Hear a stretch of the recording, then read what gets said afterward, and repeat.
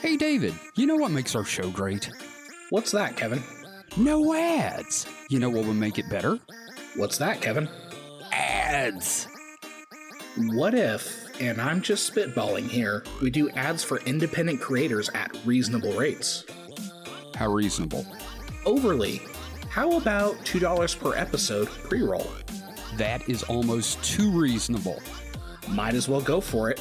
Let's send everyone to the contact page for Supernatural Selection. SupernaturalSelectionPod.com/contact? Exactly. Just have them scroll down to the Advertise With Us section for more information. That sounds great. Now let's record the ad. Kevin, Yes, David? we just did.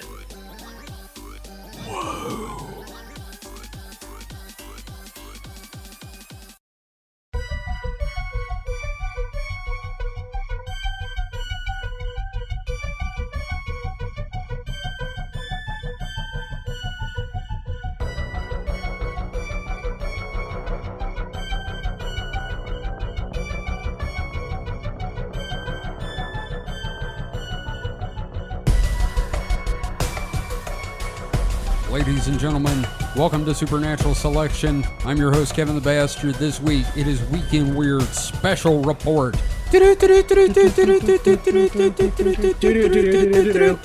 With me tonight are Mike the Skeptic. Mike, how are you? I'm up in this balloon, Todd. I can't see my house from here. Look out, here comes a Sidewinder. Oh, shit. And we also have Mr. David Davis. David, how are you? Hello, Tom. I'm here at the buffet. I don't know why you sent me here, but I'm here to report on the UFOs. I would like you to bring me back some hash browns, David. Smothered or covered? Yes. Good answer. Thank you. Seriously, we were going to do an episode, and then, well, this fucking week happened, and we felt we would be remiss if we didn't just jump straight into this stuff. So, heard any news about balloons lately, boys? Yeah, it's been a fun one. I know. Turns out UFOs are balloons. All right, let's go home. You know what? Show's over. They've been saying that since Roswell, and while, yes, the first one was a balloon, I still don't believe it. So, we need to use the right parlance. It's UAPs. again, I'm the paranormal curmudgeon. This is a UFO. No, It was I feel flying. ya. It was unidentified, And it it's was an some form of object. object. Yes. Well, it was identified after they shot it Oh, down. yes. Yes. Certainly. Well, Well, the and first one. the balloon was Oh. identified. The first balloon was identified as a balloon before they shot it down. The others Yes. are still kind of We don't not quite knowing what they're about. We don't know what they are. We don't know what they're about, and they're not Chinese. The only thing that really concrete that's been said about them is they're about the length of a Volkswagen. Yeah. So the first one was shot down. When was that? Like Last Thursday, last Thursday or Friday, somewhere in there. about a week ago. It was shot down over it. Well, it crossed over American airspace, Yeah, like fucking all of it. Yeah, it entered of northern Alaska, crossed over through Canada, parts of like Canada, and then over the American Midwest and out through the butthole that is the Carolinas. Yep, popped right out, pooped it into the ocean, and then they shot it down. Okay, I do have a record of the incidents. Oh, good. Yes, let's go over that. Okay, so, all right, they're starting from the latest to the first, so I'm going to start with the first. So on February 4th, there was one off the coast of South Carolina. That was shot down there, but it crossed over. Well, yeah. I'm Alaska. just reading that. I'm reading the headings on the page. Yeah. Right. Thank you. February 10th, Alaskan coast. February 11th, Yukon, Canada, and February 12th, Lake Huron. Yeah. So that's four total. So And this article, which I posted in the chat, has a, I'm sorry, the host chat, it has, like, details on location, altitude, size and shape, what shot it down, etc. Right. And they were all shot So- down with Sidewinder missiles, so that's a thing. or at least most of them. Which seems like overkill for a fucking balloon. Well, Well, if you got them, So, at least in the case of the actual balloon, Canada did an intercept in I think it was the early 2000s. They did an intercept of another balloon like this. and they shot it with, I think they said something like 10,000 rounds of ammunition from one of their planes. Christ. See, the problem is a lot of these balloons are either zero pressure balloons or very low pressure balloons. Right. So the envelope, and if you ever seen them launch, They're you can not see, taut. well, yeah, you can see like it basically looks like a bubble of air in this giant, trash bag. Yes. And as it goes higher and higher, the envelope, expands because the gas is expanding in it. It's And- kind of like bringing it. The lower it gets, it's like bringing a deep water fish to the surface where it sags. Yeah, well, once it gets to altitude, the pressure in the envelope is close. Well, some balloons are actually like completely zero pressure, in that the pressure is exactly the same inside the envelope as it is in the outside air. Right. And some of them are just very close. And if you puncture holes in it, It well, stays it's not up. going to pop because there's so little pressure. So d- all it's yeah. going to do is lose gas and sink a little bit until it hits a homeostasis point where it's just not going to care that there's holes. And plus, Yeah. this thing's the size of a stadium. So if you have little bitty holes all over it, well, Yeah. with the air No, barely. we're talking about the Chinese one. Well, yeah, right? that's the first one. So The so one there we is know is a balloon. there is a. Yeah, and I thought the exact same thing when I first heard that. They intercepted it with a missile. I'm like, that sounds like a bit overkill. But the more I read into it, the more it Yeah. makes sense that Yeah. at least with an explosive warhead, one is throwing a lot of shrapnel, so that's causing also a very big concussive wave. So it's tearing the balloon, and also kind of that concussive wave will push that hole open. Right. And in the case of the footage from the first balloon, I guess we'll just call it the Chinese balloon because it's the only one we know the actual origins of so far. Yes.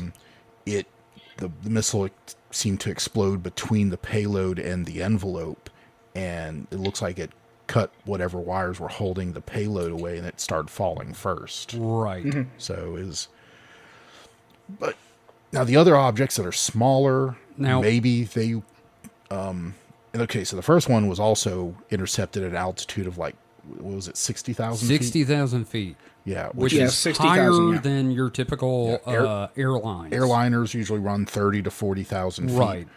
And it says 60. These other objects have all been around 40,000 feet, so they have been. And they pose a danger to Air air travel. traffic. So Yeah. now I do The want- latest sorry, go one, ahead. the latest one was around 20,000 feet. Yeah, Ooh, well, even then, that's okay. still. Yeah, it's pretty still low. danger. I mean, you've got Oh, yeah, like yeah. non-commercial flights go that low. Like a Piper Cub, Yeah. Mm-hmm. I think they're like 10 to 20. a single engine civilian or general aviation, not civilian, but general aviation aircraft. I think they usually top out about, if they don't have any kind of like, Pressurization. well, pressurization or forced induction of the engine, they usually top out at 15 to 20,000 feet Right. altitude. So, yeah, all They of have, these like- were in bad spots to be caught in. Yeah. Now, I do want to say that the balloons, these, it's like the weather balloons that you see. They look like upside down nut sacks. Or kind of jellyfishy. Sure, yeah, that too. I kind of like my nutsack analogy, but still. See, I don't see a nutsack and a jellyfish looking identical at all. Well, it depends. I mean, what's wrong with on- your nutsack, dude? Do we want to go there? No. Okay. I There's not, prefer not to. there wasn't enough hair on the balloon for that. Yeah, that's Right, true. exactly. Yeah. Not enough wrinkles. God. Oh, so the first one again, Chinese balloon of some type. They're saying no, it wasn't a spy balloon. It's probably a spy balloon at that height. I mean, not necessarily. I'll still reserve. Do you think it could be like a judgment. nuclear listening balloon like we used in the 50s? I mean, anything's possible. Probably not, because that satellites really do well for that. Sure. If it was any kind of actual spy balloon, more than likely it was either be some form of camera platform, because, it being dramatically closer than Right. satellites just means you can get better resolution photos. Right. Or some form of signal intelligence, which could be trying to get either, Oh, recording radio. which Yeah. you can do from orbit too, but if it's It's trying, easier in the atmosphere. say if it's trying to get between, point to point communication, say, Yeah. intercept lines of communication from the ground to, say, a satellite without, Right. whereas, trying to get that from a satellite, you'd be maneuvering a satellite Around close a and you'd be like satellite. tipping off the, us that Yes. you're trying to pick up our shit. Which this whole situation is really letting me to understand how useful balloons are in this sort of thing. Oh, I mean, you don't think about balloons being used that often, but heck, any orbital space launch, they're sending up weather balloons to judge how the upper atmosphere winds are doing. Fair enough. Usually they don't have like a payload. They're just basically, watching the balloon. Right. Maybe they'll have like a transponder or something, but a lot of Now, times now they're these just- balloons, like for example, the first one. Right. Now, this is probably going to be really a stupid question, but that wasn't helium, was it? yes, in general, was. your high altitude balloons are helium. Because it's Okay. got to be lighter than air so it can get that high. Yeah, I mean, Think of all the helium that just got wasted. yeah. I mean, yes. Yeah, But helium. I don't know, because they're having a hard time filling helium orders at Dollar Trees for those balloons they sell. Yeah, but that's here in the U.S. Well, Okay, so okay. an interesting fact about helium is it's so light that we can't harvest helium out of the atmosphere because any helium released into the atmosphere actually leaves the atmosphere Because into it goes space. straight out of... Yeah. Because It it's gets so lo- light. Yeah, it gets lost into space. Man, aliens are going to be coming here and there's just going to be this orc cloud of fucking happy birthday balloons surrounding the Earth. It'll literally sound like that part of Purple People Eater where the alien actually talks. Oh, yes. I want to join a rock and roll band. We've come to conquer you. Nobody can take you seriously. And I think actually you can't use hydrogen for these kind of balloons because It's fucking flammable well, for one not thing. not that, but the fact that the membranes are thin, that hydrogen would just kind of like leave. Oh. You can't. It takes something a little more substantial to hold hydrogen. Where Like a large Zeppelin Yeah, with like aluminum. the Zeppelins were Yeah. like multi layers of material, whereas Quite flammable. these weather balloons are they're polyethylene, so they're basically trash bags. Yeah. Maybe a little bit thicker trash bags. Right. They're not Now- latex like a party balloon or Now something. we've talked about the balloons. I kind of want to talk about the other ones. That's the stuff that the conspiracy theorists are really jumping on because they haven't said what it is. They haven't said it's a balloon. All we know is they're the size of a Volkswagen. The one photo I've seen from like a civilian looks like, I don't know, Mike. You said it looked kind of like the thing at the bottom of the screen from Super Breakout. Yeah, Breakout or Arkanoid. Yeah. I think Arkanoid's actually the one that kind of had the ends look kind of Yeah. had like rings on the ends. Okay, here's the thing. It looks like the thing they break in half to activate a light cycle Yeah, in the Tron movies. That's what it looks like. but also I've heard reports at least one of them was octagonal. Ooh, octagonal. How interesting. David, what have you got on the timeline about these? Is there anything in particular they've talked about? Well, let's see. So for February 10th off the Alaskan coast, that one's about the size of a small car. Same thing with the February 11th one. Now, the February 12th one, you were right, it was octagonal structure, but they also said there were strings hanging off of it, but no discernible payload. And that one is the only one that was shot down with a F-16. The others were F-22s, which I believe for those F-22s, it was some of the first action they'd had. From Now, what the I- F-22, is that the Raptor? yes, Okay. Yeah.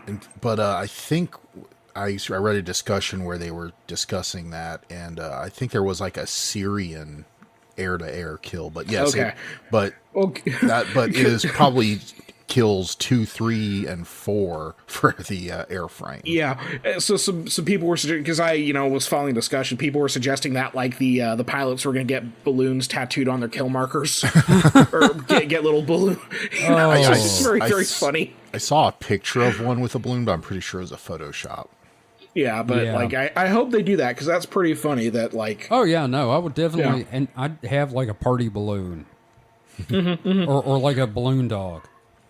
Yeah, but they were all the same missile, the AIM 9X Sidewinder. Which, but I mean, that's what they're armed with. Well, so and explain why they used a Sidewinder. So the AIM 9X, well, the X just means it's like the newer version.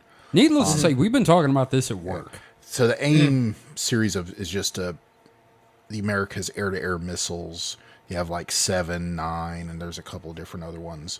But the 9 is kind of one of the oldest like types. It's a heat-seeking missile. It's very thin, small, very relatively inexpensive. I think they quoted the current price is like $400,000 per missile. Dollars, that is. It's a lot to pop a balloon. It works because a lot of the other missile types are either radar guided or optically guided, whereas the AIM 9 being infrared, it tracks heat. It's called a heat-seeking missile for that reason. But it doesn't have to be a hot object, really. It looks for temperature variation. Yeah, it just has to be something hotter than the background, and a balloon in the sunlight will have a good bit of warmth to it. So, and also being the air-to-air missile is also not really designed to hit the target and kill it. In fact, most of the time you want the missile to just barely miss, and the warheads are designed to blow out and throw shrapnel in all directions, or sometimes even throw shrapnel in a particular direction and achieve a kill that way. Yeah. Okay, see, I always wondered about that. Interesting. Yeah. So I do have another article that I just have a couple sections I think that are relevant and can kick off some stuff for us here. This is from the article, What Are These Mystery Objects That U.S. Fighter Jets Keep Shooting Down, from space.com. Right. It was published about 3 days ago, so it's about as up to date as anything we have right now. Right. Okay, this section's called Low Information Zone. It'll be linked in the show notes. Balloons are a common source of pilot reports for UFOs/UAPs. West said, for example, a wayward balloon is the likely explanation for the famous Go Fast UFO video released in 2018, which seems to show an object moving at high speed over the ocean, but actually shows a much slower object. We had talked about that when we had covered... That's not the... Is that the Tic Tac video or the Nimitz video? Let me open it real quick to check. I mean, I know the one you're talking about. It's an object moving over the water, not the one being tracked in the sky. Yes, that's the one. The one that, So, UFO reports emerge, he said, from low information zone, or LIZ, the set of conditions where an object is just too far away, small, fast, blurred out, or out of focus to determine what exactly it is. A quote from this gentleman, NORAD's radar has always had a significant LIZ where radar returns of low quality or that resembled birds, balloons, or other airborne clutter have been filtered out as distractions to the primary mission of detecting incoming conventional aircraft and missiles. That's understandable. So the furor over large Chinese balloons has prompted NORAD to modify or eliminate these filters to attempt to better capture similar incursions. This has resulted in low information objects being selected from the LIZ for investigation. Many of these will be innocuous items like stray balloons, potentially even of U.S. origin. Some items may be previously undetected adversary incursions, West added. Disambiguating these will represent a significant challenge. Unfortunately, the perceived need to take rapid action will result in expensive and dangerous shootdowns of a variety of objects based on limited information.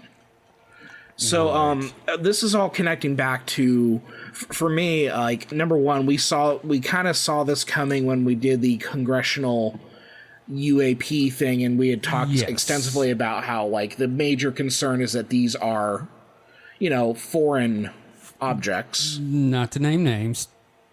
Right.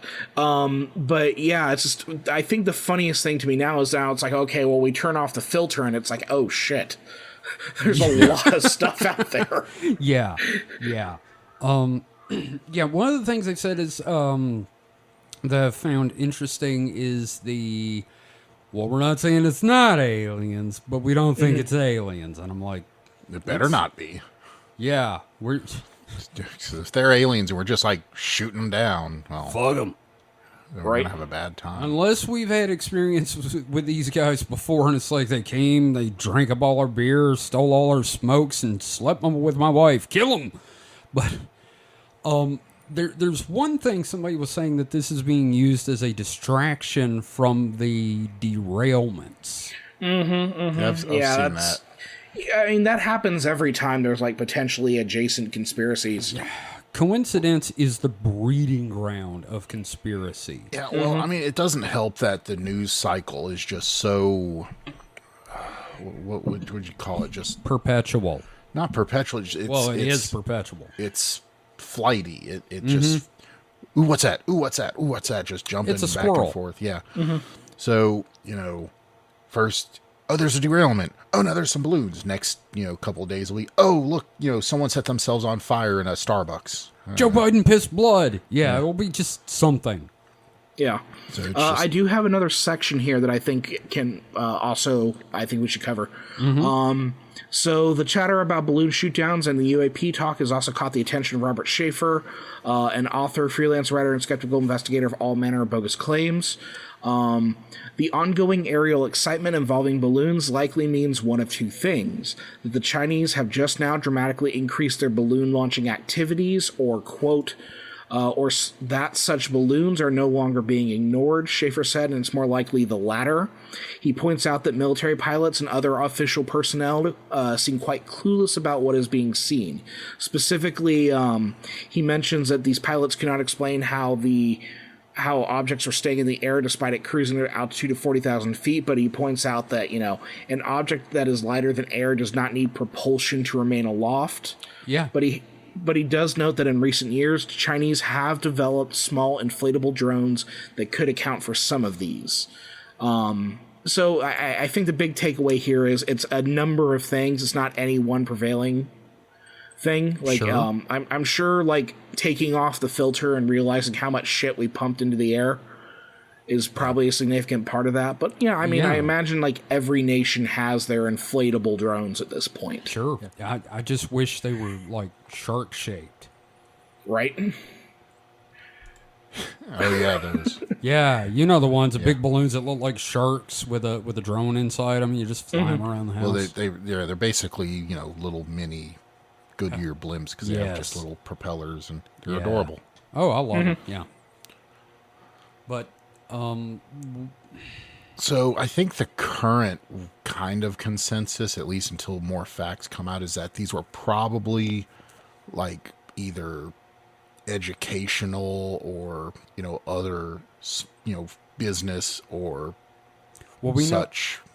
so balloons. far the establishment does believe that the second, third, and fourth objects were not Chinese. Yes. So They're now the first one domestic of was some sort. Oh, yeah, definitely yeah. Chinese because China was like, "Can we have a balloon back?" And we said no. Okay, now, did they also find a piece of paper with a fortune on it? Oh, That's not racist, but it's more like stereotypical. it's not racist, but I don't like it. Whatever it is. Well, here's the thing. You don't even get the fortunes anymore. The last fortune cookie I got had a... no, not a crypto ad, a sports betting ad. What the fuck? Yeah. Now my fortune cookies are either ads for crypto with like messages like you should invest in your future. Like that's literally what they And give then you. Bitcoin? Or then the other one was like for some sort of sports betting thing, like your luck is going to change or something like that. So again, that's it's just wow. It hurts me. It Wow, really hurts me. man, California sucks. Is that like See- just a small from a small restaurant, or is it like a chain? No, it's from a small. I mean, I know they all- restaurant, but I know they all buy the fortune cookies Jumbo from, bag, yeah. from a place, but I was just wondering. Yeah, you know, 'cause I mean, last few I've gotten have been from Panda Express, and Yeah. they've still been, Fortune. although a couple of the last ones I've gotten, the fortune was just like you couldn't even legally say the fortune was in the cookie. It's like hanging out Oh, yeah. mostly. It's like the cookie has a Like a flag. hemorrhoid. so nobody eats them. Yeah, I don't know probably if because that's somebody probably ate some of the paper, and then they was like, purposeful "Well, change, what are we? but I Yeah, hate what are we? What are Yeah. we gonna do about this? Because this could get us in a legal problem somehow." Yeah. Hey, the last one I got said I was going to die alone and afraid with the scorn of the public. Is that normal? You should stop going to the adversarial Chinese place. Yeah, I heard those were the misfortune cookies are rolling out. Oh, right. Okay. That's fair. You shouldn't have run them over with your car. I didn't, but I did spit on the rug. Okay. So I don't know. The octagonal one is the one I'm most interested in, the one over Lake Huron. Yeah. Just because I'm like, well, I'm real curious about that. Like there were strings hanging from it. Like, oh no, what if there had been a basket with people? What if it? Oh, go ahead. What if this is like the remains of a tragedy? I was gonna say, what if it was dropping pennies over train tracks? Oh, maybe it is the cause of the derailment. Yeah, see? You see what I'm doing here? Man. I'm creating it. I'm creating it right now. I see that. Wow, don't do that. Don't put it out there into the world. That's getting in. That's going to the zeitgeist. We're going to see that on 4chan in like 3 days. Oh yeah, no. Pennies won't derail a train. I'll put enough pennies on a train rail to know that won't happen. Oh man, yeah. It just no. has to happen once, man. It's It got just to be a has to happen conspiracy. once. It's certainly not deregulation of the train industry and our crumbling infrastructure. And Oh trains, no, not at all. and trains using brake technology from the 1890s. Yeah, not Yeah, that at all. all that's silly. All that's silly. And Yeah, I had an argument with a guy today about trains and him saying it was China. No, the big one that I've heard recently was that fentanyl was involved. Like they're saying that like the conductor was on fentanyl or something. no, more than likely it's the conductor, was working through, had brain fog because he had to work because he has no sick days. Yeah. Yep. Oh, that's a good point. Yeah. And it's only a matter of time. Long story short, behead billionaires. Yep. Nope, that's it right there. Eat the rich. Yep. But I Hail didn't- Discordia. I also think that all this is a Bavarian Illuminati. Just want to get that out there. Bavarian Illuminati. The Bavarian Illuminati. Can they fill me with cream? Yes. Yes, they would very much In enjoy a it. bad. Oh man, I Way. just want Bavarian cream I in understand. my mouth. I want hot Bavarian cream not hot. in my mouth. Cold Bavarian cream. It's been out. I gotta I did- stop that. What the fuck was that? Okay, there's this joke about I kept doing Christopher Walken talking about going to Five Guys, going, man, I love to have Five Guys in my mouth. See, The way hot that juices running down my throat. the way that I always thought you calibrate your Christopher Walken voice is you have to say, put the watch up his ass. I was And that's doing how you that calibrate earlier today. I No, walked around he for sounds 10 Jewish. years with this watch in my ass. No, he sounds like he runs a. Yeah, no, he sounds Jewish. Yeah. Oh, God. Yeah, Yeah. Kevin was wearing a wristwatch at work, and he had a pocket watch on. Hey. So you have two watches. He's like, oh, I have a third. I'm like, oh, is it up your ass like Pulp Fiction? I was like, yeah, I'm walking it.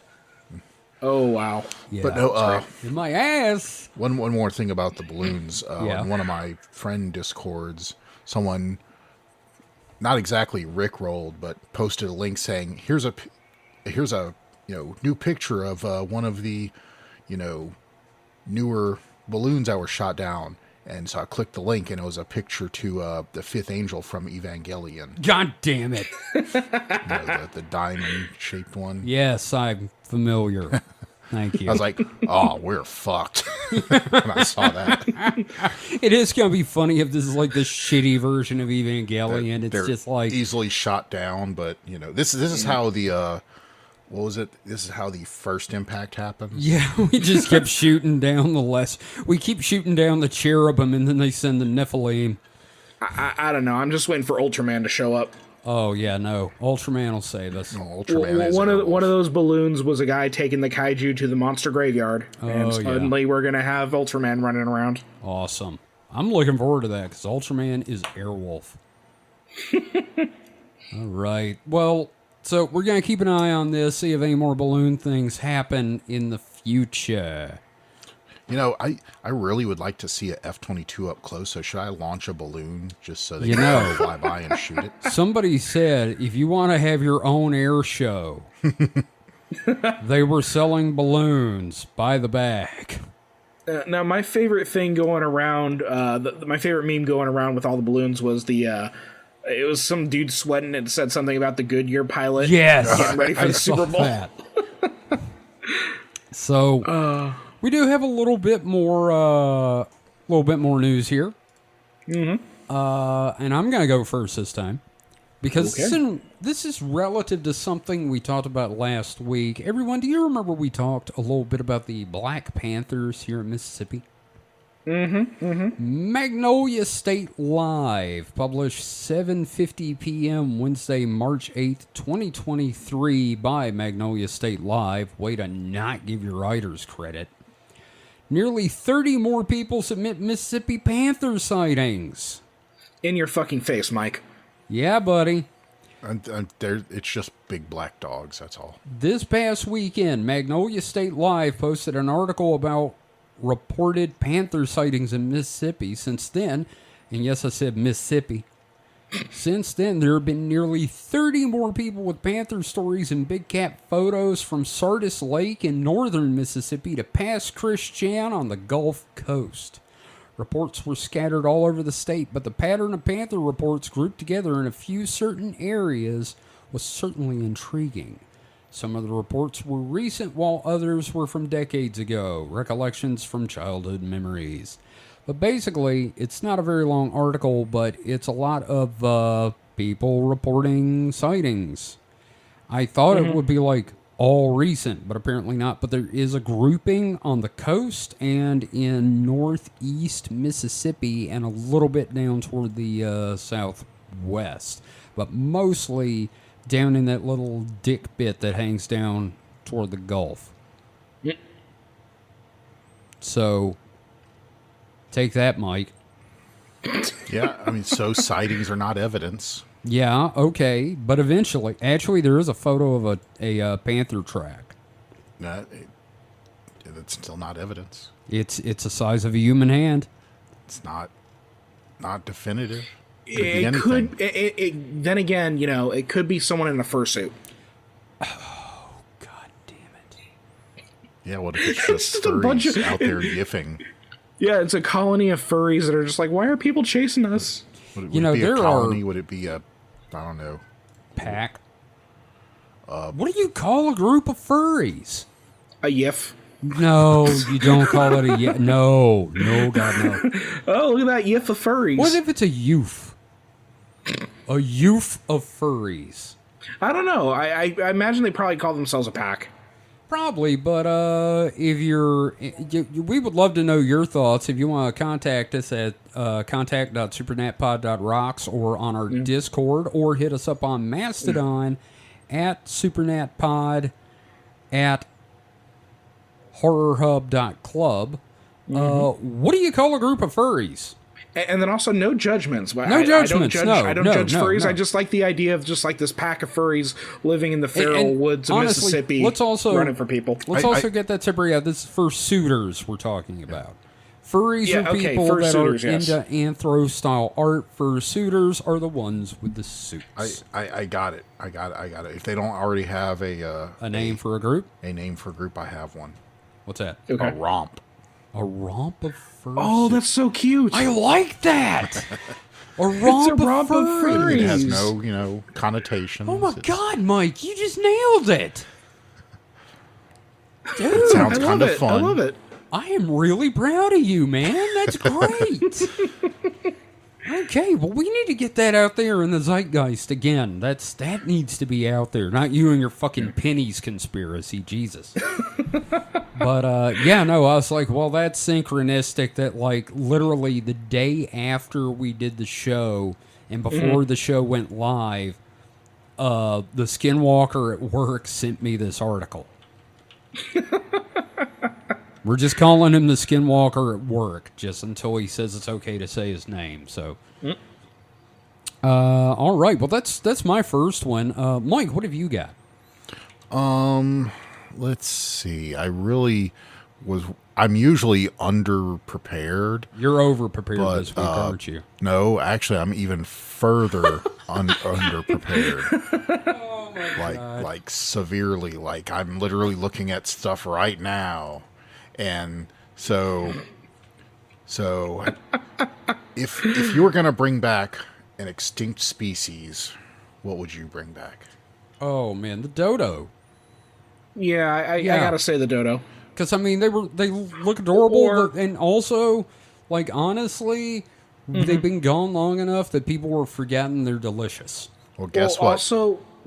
Also, I want to throw out the Tasmanian tiger. Oh yeah, definitely. Well, that one may not actually be extinct. Yeah, there's a possibility that is an actual cryptid that might actually still exist. So, but if they were going to bring back something, I'd say the dodo or the thylacine. So no, like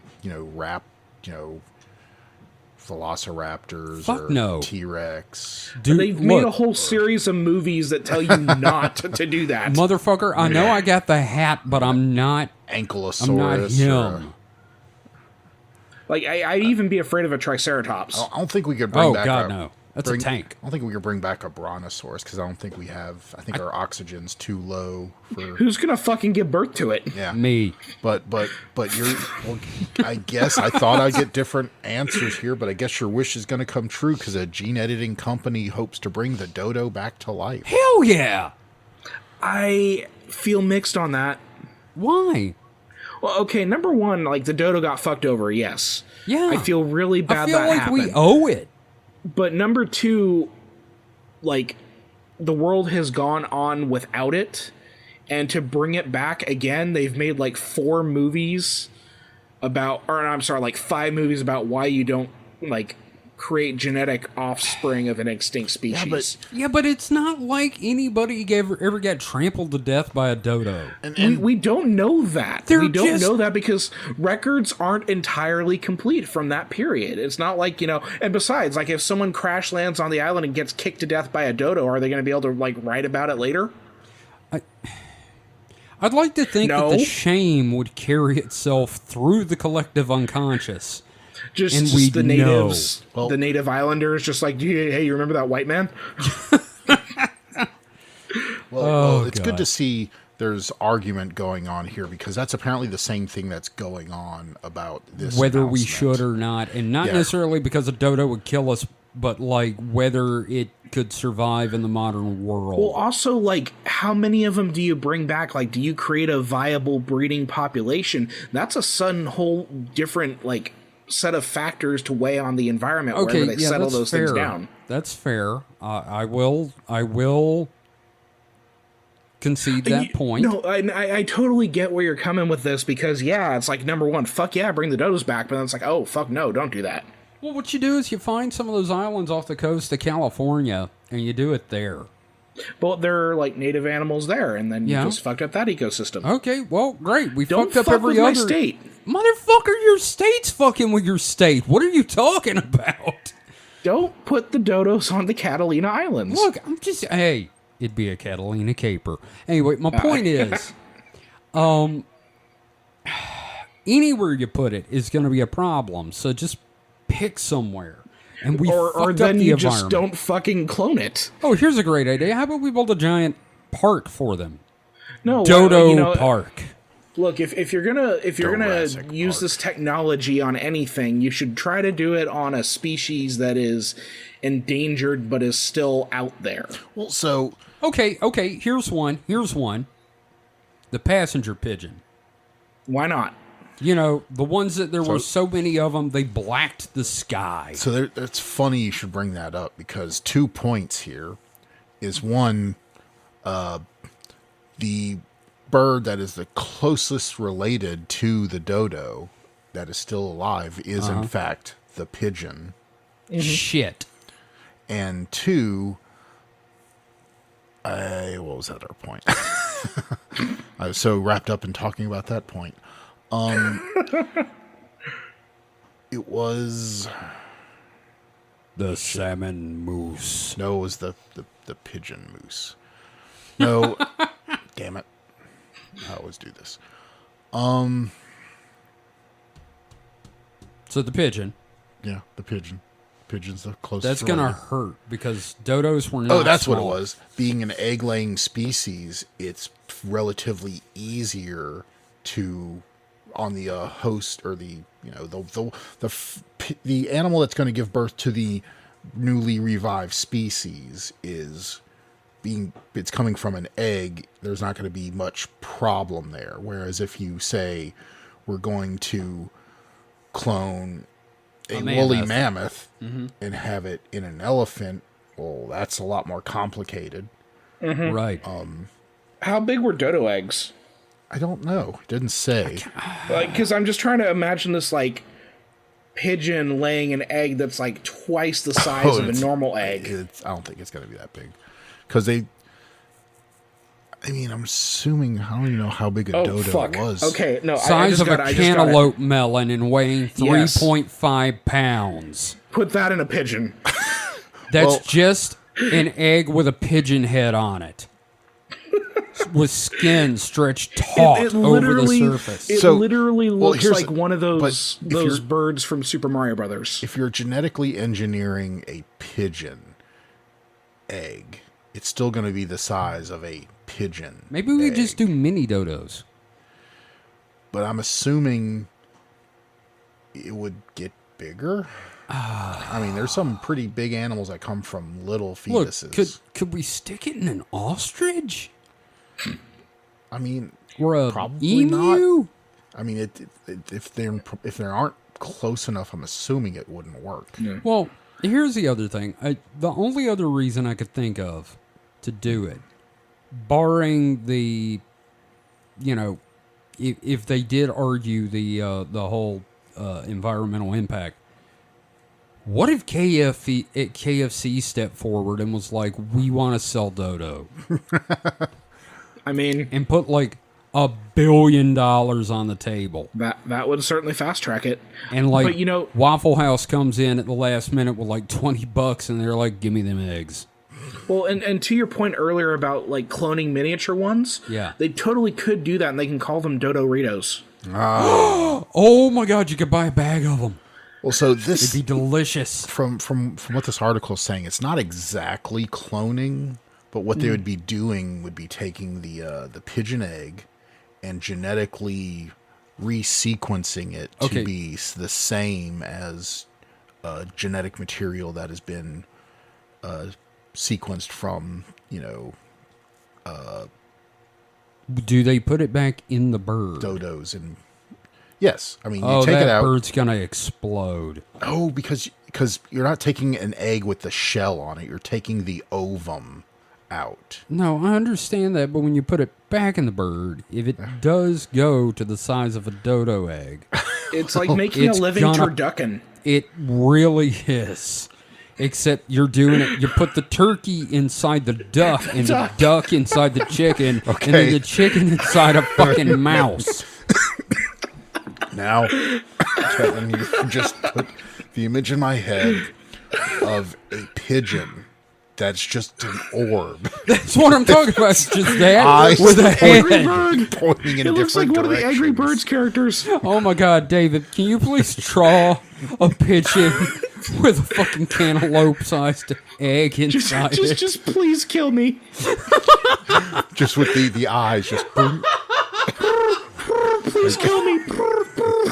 Like it goes to open its mouth and there's just eggshell in the mouth. Ah! Oh my God. Seriously, I was like, how big were dodo birds? How'd you see cantaloupe? I don't know. Fuck. I don't know what cartoon or animated thing I saw that had a pigeon with eyes pointing in different directions. There's but been a that's lot. just with dumb pigeon. Yeah. That's what I see. Yeah. That's a funny visual. This is once again turned into Mike murdering animals. Thank you for listening. I'm not murdering them. Well, I'm we just steered bringing it you the toward news animal murder. of people doing questionable things with animals. But Oh my god! and you know this would give people experience and prove techniques to doing things with this kind of Sure. and you know you'd say you do want to save critically endangered species by doing something like this. Well, this is your starting point. You know, you do the easiest one first. No, I think the starting point would be to like produce a species that's currently around. Oh, I mean, but this is That's easy though. You just get two birds to fuck. yeah. I mean, that's kind of That's what you're talking if the about. species You is just- already you don't even around. need There's already science. you know in vitro fertilization and you know freezing of you know sperm and egg and Like if you're other- okay. Here's one: pandas. yeah. Fucking do it with pandas. But then again, I don't know that pandas deserve to be saved if they Yeah, won't like fuck. pandas don't. Pandas don't have the will to live. I think they Yeah. all Like collectively as a species. Yeah, no, they're pretty much like we're done. It's like a whole species of fucking Eeyore. I think pandas are so bad at the whole sex thing. If I remember right, pandas are very resilient. Is that the right word? They don't like even if you in vitro fertilize pandas, they don't get fucking pregnant. Jesus, Wait. What did you say the word was? Not resilient. I was trying to. resistant. Resistant, No, maybe. see, here's what I heard. I heard Incel? Brazilian. Oh, Brazilian. I heard They're Brazilian. very and Brazilian. I'm like, where the fuck is this going? They're Brazilian waxed cake downstairs. fart porn. I guess they may not be shaving them right. Yep, Waxed them. Brazilian. gotta panda wax fart. it. But no, I don't know if. Then again, dodos might have been the same way. I mean, do we really know Well, why there's a they went reason. extinct? Yes, actually, we do know exactly why they We went fucking extinct. ate 'em. Mike. Oh, Yes. we ate 'em? We I knew ate. there was one. They were delicious, and you know what else was delicious? Their eggs.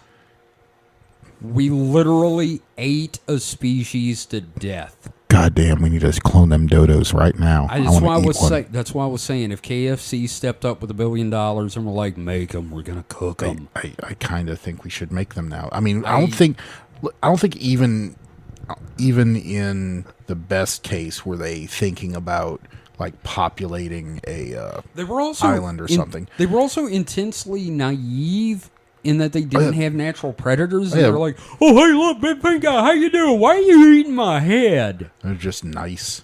Yeah, they're just dumb. That's why you call an idiot a dodo. So I kind of think we should bring them back then, and not kick out a native species or anything, but just, farms, farm farms, raised dodos. Not museums. What's the word I'm looking for? The Zoo? museums, but with live animals. Zoos. Yes, A zoos. zoo. Zoos are a thing. Yes, zoos. Yeah, living animal museum places. Pets. See, They're like 3.5 feet tall, and that's like having a I mean- toddler. Well, my people whole- like exotic pets. And they weigh like 39 pounds. That's now a lot of here's meat. my- That sounds delicious. That really does, actually. Here's my issue with this whole thing, because if Okay. you're gonna go ahead and bring this population back, you have to bring back a big population, or else it's just cruel. Because it's gonna, if the population isn't big enough, the species will die out again. So it's one of those things where you have to create a large enough population, and again, it's like, number one, the amount of resources that would go into that, because it's not going to be cheap to do this either. Well, yeah, that's why I say you basically eat them. You get KFC involved, like Kevin said. Y'all, the closest living relative to the dodo at the time was the Rodriguez solitaire, another extinct flightless bird on the near Madagascar. And do you know how it went extinct? They Ate were it? fucking delicious. Just more signs that KFC is going to have to invest in these I things. swear to God, like that. It was the only two members of this species which I think should just be called Nummus Nummus because, goddamn, we ate them to death. And so, You know, it would help them out because KFC is going through some shit right now. Yeah, are they? Oh yeah, no, like they're having some real issues. I watch a lot of like business channels, just like weird business news, and I like Yeah. reading about fast food companies and that sort of thing. And yeah, KFC is having some issues right now. so, Yeah. so if dodos are this dumb, they sound way dumber than chickens. That is really, really difficult. I mean, chickens are dumb, but I've seen things where chickens seem to be, at least, I don't know, not as dumb. I don't know. Okay. Are dodos dumber than chickens? I don't know. I think they're just naive. I don't think they're dumb. I think they were naive. No, they were naive because They they just had weren't no scared. experience with man, so they Do you know they have like no didn't natural really run- predators? No, they didn't have any. Yeah, no natural predators. Yeah, no, So they were. I so mean, they they just were had no 3.5 fear feet tall, reflex. and they could probably. They have a giant bill for like breaking shit open, including skulls of their enemies. So you had no fight or flight, really. They just No, okay. So they weren't. That's dumb. why they were so easy to hunt. Yeah, it sounds like you just walked up to them with a big old stick and hit them.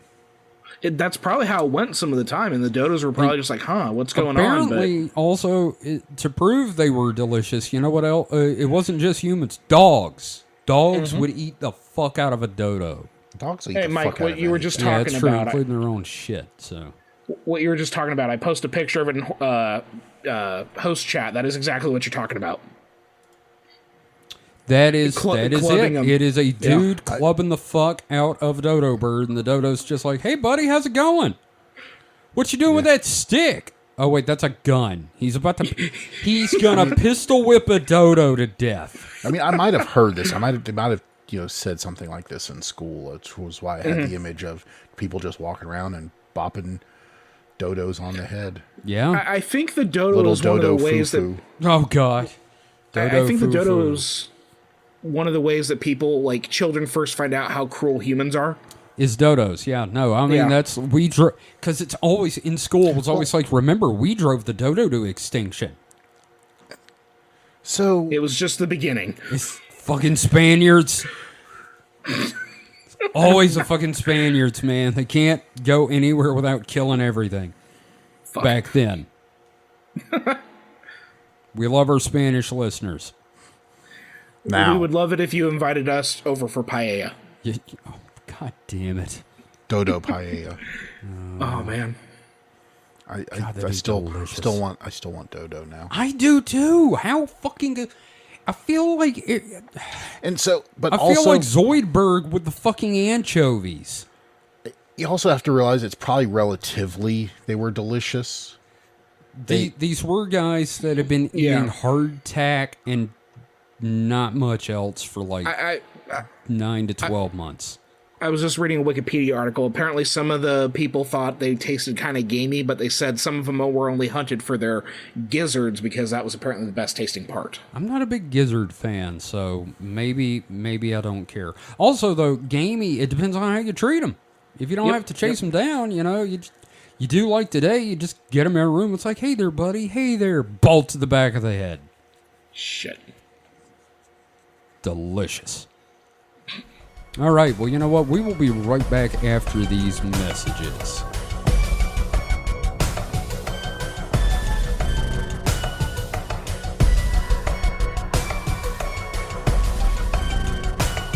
And we're back. And David, you have some more news for us. Yes, I do, and this is actually a submission from the community. This is something that Fry posted. Nice. Thank you, Fry. This is on Sky News, which the article is Pest Controllers Using Facial Recognition Software to Kill Rats in People's Homes. I don't know how I feel about this. Oh, the description, the headline here is incredibly dystopian. Let me read it. Okay. The software, which Rentokil began developing 18 months ago alongside Vodafone, will track the rodents' habits to help decide how to kill them. Oh my god! We're just like one little like variable switch away from them switching it on for humans. I was gonna say this is like Skynet. Rent-A-Kill though. Yeah, Rent-A-Kill alongside Vodafone. which is a phone that's company. a phone company, right? That Yeah, that'd be like, in America, it'd be like alongside Verizon. Yeah. Like this is like a RoboCop level dystopia thing. Yeah. No, Murder Gun and AT&T developed new dog walking technology. Yeah, it's like something out of the Repo Man. Jesus. Or oh geez, yeah, I just love that headline. But yeah, let me go ahead and read a little bit about this. Fucking Douglas Adams shit here. The world's biggest pest control group is planning to eliminate rats through the use of facial recognition, with trials now taking place in people's homes. Now, can I just ask if rats is like a code word for like a certain type of people or something? You know what, man? Like, if you were to tell me that they were testing the software to apply it to humans later, I would not be surprised. Okay. Well, please continue. Yeah. Following laboratory trials which help the software learn about the creatures, it has now been used in real-life settings. Rent-A-Kill God damn it. says rodents are thought to be responsible for more deaths than all the wars over the past 1,000 years. Yeah, but that's not fair because you're talking about the Black Plague and it's not necessarily... That's fleas. No, number one, yeah, it wasn't even the fucking rats. It was probably more like the marmots combined with Yes. Yeah, we're not going to have the argument about rats versus marmots, but... Andy Ransom, chief executive, told the Financial Times, God, this is a beautiful slice of dystopia here. Shit. Quote, with facial recognition technology, you can see that the rat number 1 behaved differently from rat number 3.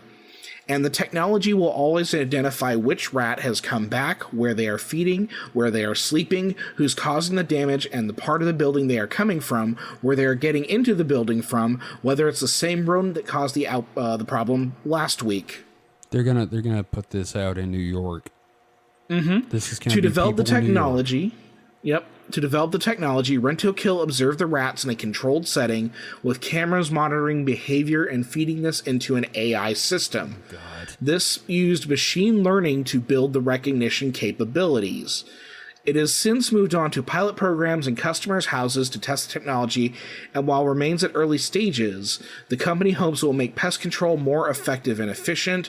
Rent-A-Kill has been developing facial recognition for several years, but has moved a step further forward following the acquisition of an Israeli company. Holy There God. is so much going on in this fucking article. Is Rent-A-Kill like owned by Northrop? I'm what's that so company? curious. Northrop Grumman. That's the one, Northrop Grumman. Yeah, Rent-A-Kill Initial. That's the company. Jesus God. Oh my God. Based in Crawley, England. Rent-A-Kill. Right? It's such a wonderfully dystopian, just like horror show. Right? And it's just, again, like, you've heard about what's going on with the Bing AI chat right now, right? Yeah, that's a little bit. Didn't it like try to predict the winner of the Super Bowl? More like it is now arguing and gaslighting people who use it. What the fuck? Yeah, it's one of those things where I'm gonna have to pull that up for when I do Dead Internet too. Oh God, but please, we but gotta just get thinking that about- going. Because thinking about that, like an AI that is, meant to answer questions and it's now gaslighting people it's responding to. And now we're trying to use AI and machine learning to create Mousers from Teenage Mutant Ninja Turtles. Jesus Christ, yeah, no. Like, this is exactly what the Ninja Turtles were fighting against. Yeah, God, it's looking for Splinter. Mike, how do you feel about this? Look, after I saw the thing about a British company creating what it called Skynet, Oh, yeah, did you see that, David? I don't know anymore. I think Britain deserves the 1984 Orwellian hell it's creating. Yeah, no, they've developed a new like AI satellite system. It's fucking called Skynet. That's wonderful. Just all these like different names in here and these juxtapositions in this article. Andy Ransom, chief executive of Rent-A-Kill. Man, fuck Andy Ransom. I'm just gonna say, because you know what? They're doing all this, and then they're just gonna put down glue traps. Rent-A-Kill. The rats are just a front. This is the pre-human trial stage of this product. Although, you know what this is making me think of? You could do a really sick-ass movie about a nest of rats who are defending themselves from these, like, mech drones. You know, I've still got, like, some scar tissue emotionally from Secret of NIMH, and I don't know if I can deal with that. No, do it like Flushed Away, but with, like, sorry stop-motion robots. I'm sorry to break it to you, but you've never watched Love, Death, and Robots, have you? No, I haven't. I have not. There's a short in there of a farmer who finds rats in his barn, and so it's like future-y. So he basically, it reminded me a lot of Nope, in that he gets a salesman comes by and like sells him on these this rat killing drone, and it basically becomes a arms war between the farmer and the rats as they repurpose the drones they kill into weaponry. Jesus. Wow, that sounds incredible. That Yes, sounds incredible for a full-length movie, man. But I will say it ends on a happy note. I won't give it away. Oh, man. So the farmer fucks a rat girl? Yeah. Okay. No, he's an old farmer. Oh. So he molests So he has to use a rat girl. Viagra first. Kind of reminded me of Eustace from Courage the Cowardly Dog, Stupid dog! except not as old. Well, so I was right. It would make a good movie. You know, I'm sitting here realizing something Mike said the other week is true. Is there a voice I can't do? I'm trying to think of something. The line must be drawn here. This far, no further. Oh, yeah, it's your Picard voice, right? Yeah. Stardate Like, I recognize it. 56037. I recognize it. Yeah. I'm trying to think of one. Captain's log. Stump. Well, you can't do Christopher Walken. That's true. You dipped into like a Jewish voice there for you a see, little we've got bit. this guy that comes in the store, and he sounds like Cousin Kyle. Yeah. And he used to be a, what was he, Mike? What did he used to do down in Florida? Plastic surgeon. He was a plastic surgeon. Now, I'm pretty sure that what happened was he did a boob job on a mobster's lady and made her eyes look like, made her boobs look like Ren's eyes from Ren and Stimpy. He had to flee here. Jesus Christ. Yeah. Avoid being killed by the mafia. Just veiny with horribly, anyway. Because if you lived in Miami, why would you leave To live here. a plastic surgery practice in Miami? Because Just he's come been here. I think he left in the 70s or 80s. Oh, there was so much blow. Mountains of cocaine everywhere. Yeah, he's an older gent. He is. He's an older That's gentleman. wonderful. Yeah. But So Rent-A-Kill. Yeah, Rent-A-Kill. God, I couldn't have made that up for a comic and gotten away with it. People would have been like, oh, that's too on the nose. yeah. Oh my God. Murder Corp. You know, just fuck. Baby Slaughter Inc. Hello, my name. What was that dude's name from the when Apu had the kids? Kid Kill. Harry Kid Kill. That was. God damn. Oh man. So yeah, that's my Teenage Mutant Ninja Turtles story. Oh there. my God. Well, that's depressing. God, all the I animal just feel bad slaughter. for the rats, man. I swear, it's like Mrs. Frisbee and the Rats of NIMH. Right, we're learning how to slaughter things using technology that again- like I couldn't tell rats apart. Again- like, I can't look at a rat face and tell it different from another I one. don't That's think this racist. Ooh, yeah, that's a good point. I don't think this is about rats. I think this is an excuse before they move up to using it for criminal profiling. The British government's going to get in touch with Northrop Grumman and be like, "Hey, we got something for you." I'm still questioning, why would you need to tell the rats apart? What? It's like, Yeah. Hey, crazy idea. Just fucking glue traps. I mean, do you need all that rat data, all that rat intel? Oh, wait. Yeah, no, they're going to sell it to Zynga. I think if we're going to this idea that like it's going to be used to apply for humans, you could set these drones over a population center, and find the right people using well, not right people, but like whoever your targets are. So if you're looking for like You're looking for a type insurgents, of person. yeah. If you're looking for an insurgent, for example, in a foreign country, Right. your drones will be able to fly around and identify them in the crowd. Look, I know. Well, I'm just gonna quote. They're making fucking hunter seekers. Yeah. No, this is Terminator. Fuck. Yeah, I mean, No, it's this only- is fucking Dune. That too, Oh no, it goes back to Dune. These are the hunter seekers, man. dude. Yeah, they're definitely. I'm guarantee you what it is the technology company behind it. Who was it? Vodafone, you said?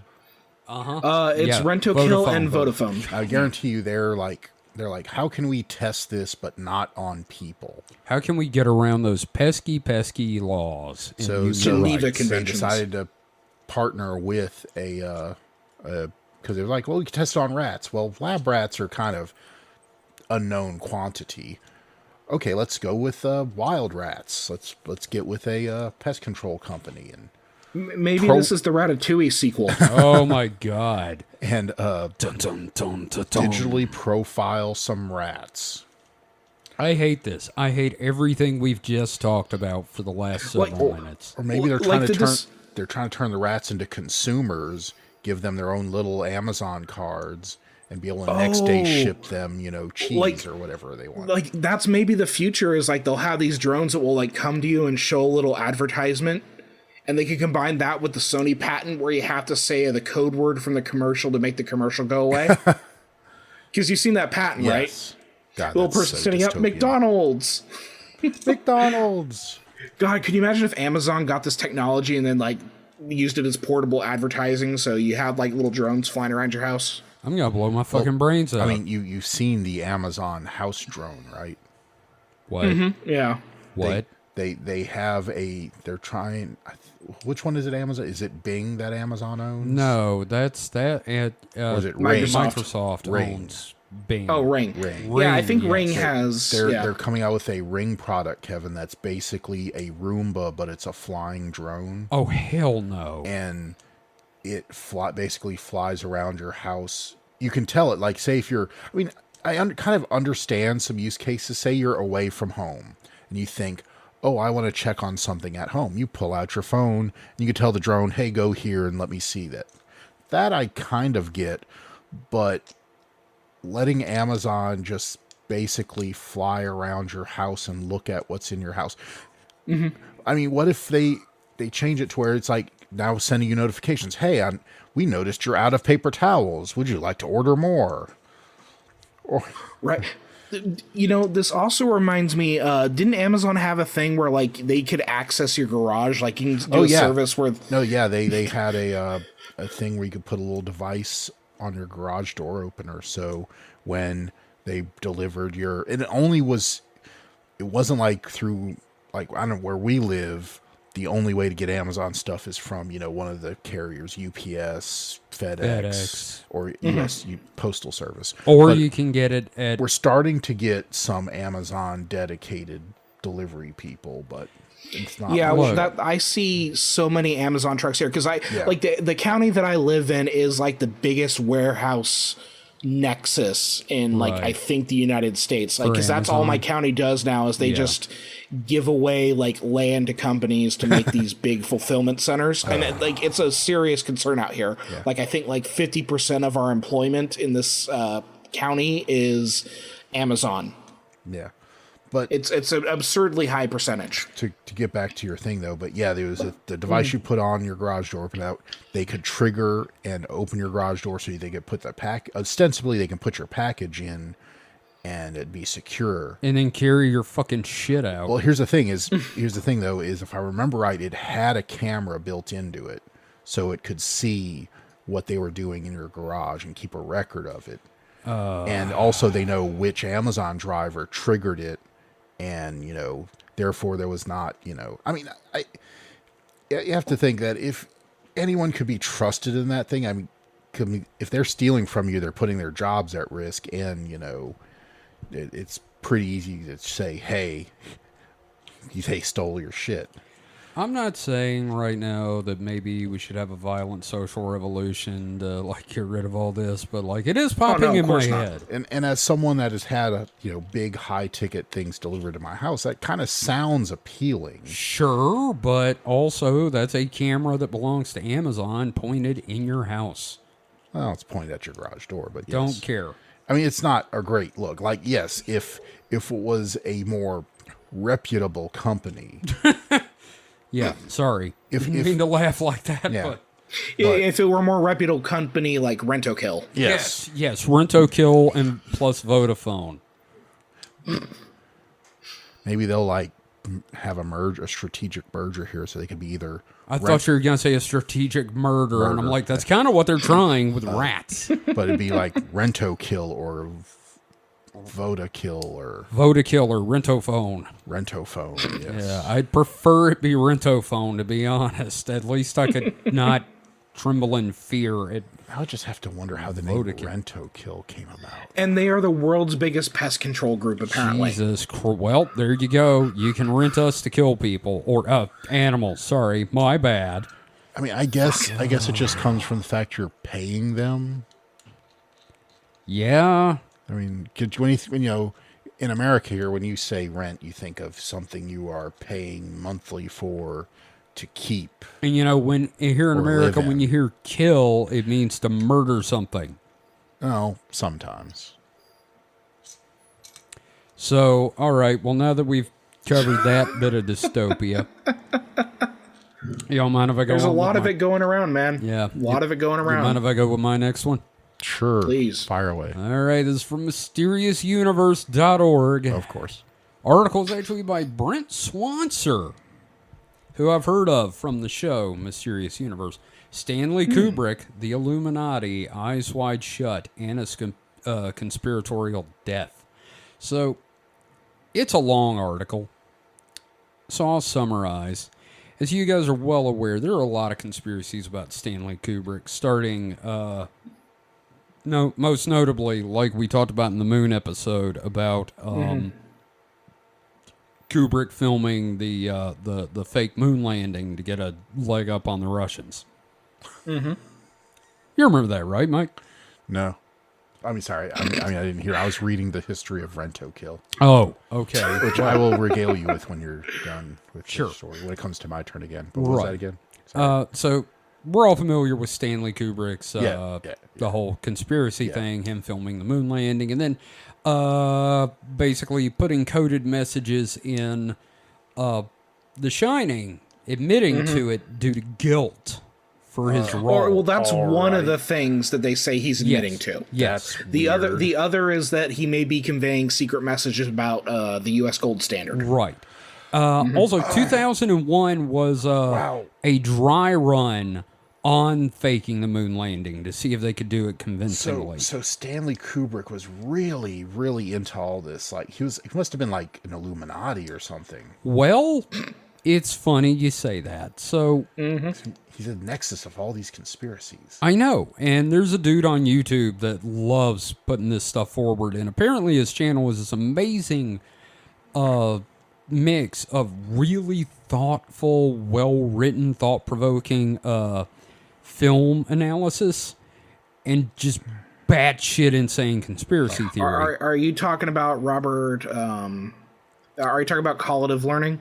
Hang on, I'm looking for Because the it thing. sounds a little bit like one of the channels that I watch. I'll see if I can find the name of the channel here in a minute. Oh no, it's cool. But yeah, it sounds like one. Not saying that like Collative Learning is that guy that he's like crazy or anything like that. Like he does these incredible like 1 to 2 hour film analysis topics. Right. But I've seen him dip into some like slightly conspiracy angles, Yeah. especially with The Right. Shining. Yeah. Dude's name is Ager, something Ager. Yep, that's him. That's Okay, him. great. Perfect. That's the guy then. So Mm-hmm. the basic idea, Mike, Kubrick's last movie was Eyes Wide Shut, which was released in 1999. The filming of the movie is actually in the Guinness Book of World Records for the longest continuous film shoot for over 400 fucking days. All right. That's Stanley. Yep. That's him. He was a taskmaster and an asshole. Mm-hmm. So the movie's based on this novella, called Traumnovelle, Dream Story by Arthur Schnitzler. Yeah, I got that out. Okay. But the basic idea is a couple gets involved with a secret organization like Illuminati-esque, full of depraved sexual shit. All right? So what people think the Illuminati do? Yeah, aside from yeah, for the most part. Like, what people think the Democratic Party is today, minus the adrenochrome. So it's always these weird, perverted sex things. It says a lot about the people coming up with these theories. Yeah, well, it says a lot that, we're not going to go into that. Anyway, point is, the conspiracy is that the movie was Kubrick putting forward what the Illuminati actually do because he was witness to it. And just after showing the film to Warner Brothers, Kubrick died of a heart attack on March 7th, 1999, in his sleep at the age of 77. Which, as most insane conspiracy theorists will tell you, is the most suspicious death imaginable. Because they shot him with a heart attack gun because he got too close. And there were massive cuts made to the movie, with some things never seeing the light of day, saying that he put the truth of the Illuminati out there. It's all kinky shit in that movie, like, questionably young girls, and crazy shit and all the masks and everything. It is quite literally all the conspiracy theories about the elites and it's literally like if you were to show that to a conspiracy theorist and say like, oh no, this is a documentary, they'd be like, oh hell yeah, right on. Yeah, I literally haven't seen the movie in 22 years, so it's a good movie. Anything. Like I would love to see like Kubrick's intended cut. Sure, like, for sure. Yeah. You're never gonna, but nonetheless, the conspiracy theory is that Kubrick was killed because he was, again, putting coded messages in saying this is the Illuminati. Mm-hmm. But, it's interesting. There's absolutely no proof of it whatsoever, except for that Ager guy on YouTube. Right, because that's what your article was talking about. The problem with the conspiracy and others connected to Kubrick's filmography is that it's all based on very little hard evidence, leans heavily into subjective interpretation, extensive nitpicking, and wishful thinking. Absolutely. And, that's all of the conspiracy theories with Kubrick, but I just think it's interesting that even his last film, especially his last film, the conspiracy became personal toward him. Oh, they actually name drop Auger in this. Yes, they do. That's why I was looking through there. I was trying to find the name. Mm-hmm. He's got an interesting channel. Like, take everything he says with a grain of salt, just like you should take everything we say with a grain of salt. Oh, absolutely. Do not believe a damn thing I say. But I'm subscribed. I'm one of his subscribers on YouTube, right? So I watch his videos, and like he did a whole great series of videos about Alien Isolation and how well that game. Oh, the game, works. yeah. So he does have some insightful stuff, but yeah, whenever he gets to Kubrick that like he goes off the rails. His theories get a little wild. That's understandable. I feel like Kubrick, I don't know, something about the man. Here's the thing. Nothing about the films... That's not where I want to go. The films seem like they are full of conspiracy stuff until you realize that he was just insane. Yeah, like, we really should, like, because I know that we talked about, like, covering, like, supernaturally adjacent movies and connecting them to, like, so Kubrick would be, like, one of the best episodes for us to do because of his, like, how he fuels conspiracy, and that's part and because of, like, how, like when he designed, because I wrote that big old paper on The Shining. Right. yeah. So like part of the way that he tried to get us psychologically with that movie is the way that the sets were built. The sets do not make sense for the context of the building or even between scenes. Yeah, no, it doesn't match what the hotel looks like. And it's a brilliant, brilliant thing. Like, the thing that always gets me every time I watch the movie, because it's just so fucking disorienting, is when Grady spills the drink on Jack. Mm-hmm. And then he takes Jack to the bathroom. If you follow the angles of the entrance to the bathroom, like where they take off from in that scene in the middle of the ballroom, that's where they end up in the bathroom. Like, the bathroom is overlaid. It's like they do this like circle. Interesting. And it gets to me because it's one of the weirdest things. But if you look at those angles, it's like, oh, Jesus Christ, that is so weird. Huh. Yeah. So yeah, like I see why Kubrick inspires this in people. So yeah, he's definitely one of those where we could probably do at least a couple of hours talking about his career and specifically like the theories that have become associated with him. Right. Because there's so many. There's so many. Well, it's definitely something we can put on the topic list and have a fourth year of material. Yeah, I think if I think our listeners should let us know if they want us to tackle any sort of movies. Yeah, let us know. In this regard, because yeah. So yeah, Mike, what have you got next? Thank you for letting me get that out there. I just think it's interesting. So first of all, Rent-O-Kill was founded in 1925. Oh God! By Harold Maxwell Lefroy. I'm just really glad it wasn't Harold Maxwell Rent-O-Kill. Yeah, professor of entomology at Imperial College London. He loved creatures so much he had to kill them. He studied them to kill them. Yeah. I love animals. That's why I like to kill them. He's been investigating ways to kill death watch beetles, which sounds really metal. Yeah, hang on. I've heard of those from an XTC song. Go ahead. I'm just looking this up. But yeah, so and he had Lefroy and his assistant produced an anti-woodworm fluid called Ento-Kill from the Latin or Greek word for insect, ento, like entomology. That year he tried to register the name Ento-Kill, but owing to existing trademarks, he chose Rent-O-Kill instead. Jesus, okay. This later became the name of his company, Rent-O-Kill I'm sorry, Limited. that's really fucking funny. He wanted to register Ento-Kill, but like, no, someone already took it. So it's he like took getting poplars. a license plate. Yeah. It's either poplars or tasticles. The founder, Lefroy, was killed in a laboratory when an experiment produced poisonous fumes. So he ended up Rent-O-Killing himself. Jesus. This is... Oh, God. It sounds like Jack Parsons. Oh, my God. Blew himself up. Yeah.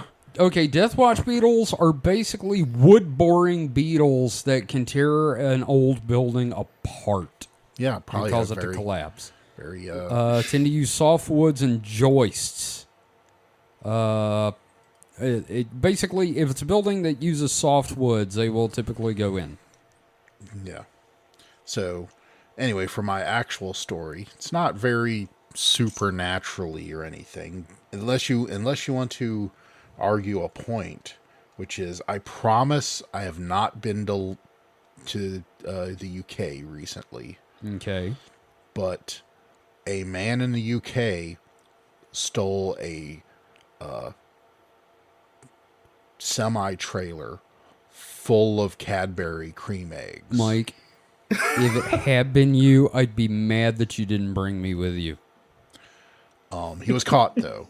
But he stole... He didn't even steal the truck the eggs were in. He stole another semi-truck, drove it to the trailer of Cadbury eggs, hooked up to it, and then tried to get away. Now, were Vin Diesel and Paul Walker with him? Family. And His family-sized cream eggs. This chocolate's for my family.